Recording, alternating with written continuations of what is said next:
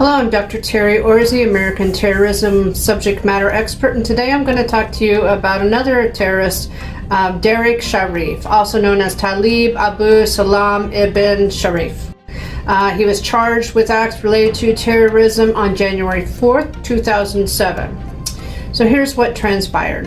Shareef was looking for money to pay for car repairs. So he was working in a video store, and an informant came in and he's like, hey man, I've got car you can borrow, I've got food, I've got a place you can sleep.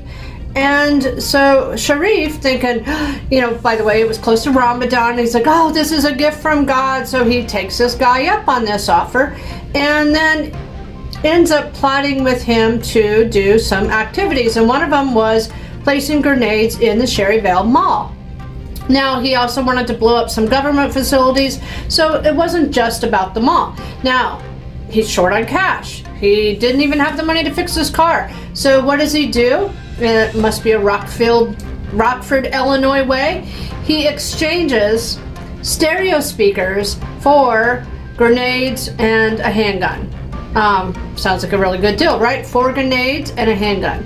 And so based on the fact that he purchased these items, we can comfortably say he was going to do something. Now, luckily, this exchange happened with an FBI undercover agent, so we ended up getting him. Great news, right? So he wants people to think that he was coerced by this informant to do this act. But I just want to let you know that prior to this, he had a roommate, Paul Hall. Paul was a Navy sailor, and Paul was also charged with acts related to terrorism, and I'll bring him up later because he gave Navy secrets away. So it sounds like this guy was already down this path, was already going to be, this perceived bad guy. But I don't want you to take my word for it. I want you to take a look at the 8-marker profile and see how he fits this profile. So let's go through it again. Is meant to help you help others identify friends and family members and students and colleagues that to identify if they have a high risk of going down this violent extremist path, the terrorism path. So it's not meant for the people to check off profiling based off of race or based off of anything other than you have to have intimate knowledge with the person to know if they are potentially going down this path. And the idea is that to give you the power to then steer them down a better one. So that's what this profile is about.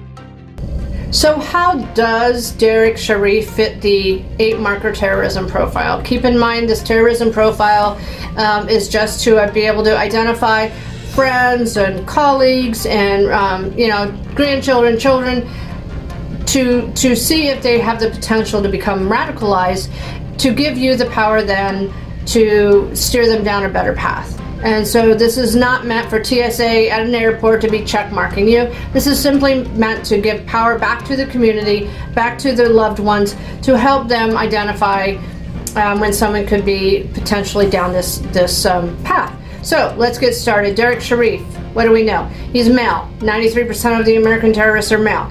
We know that he was 22 years old. That fits in the window of the 18 to 43, 80% range. We know that he did not have a wife or a girlfriend. We know that he was uneducated. So this one actually goes against him in terms of the markers. He did not fit that marker. He did not have a college education. He did have a father. That father was living in California, however. And so we know that he was estranged, and maybe this informant took on that kind of father figure for him. And that's common in not just with terrorist groups, but gang violence as well. They try to be that father figure, that big brother, as they pull somebody into the gang lifestyle. Number 5, no father. Number 6, social class. Now, we can only assume based off of the fact that he was did not have money, etc., that he probably didn't come from a middle class, upper class family, so he does not fit that as well. So that's 2 of them he did not fit.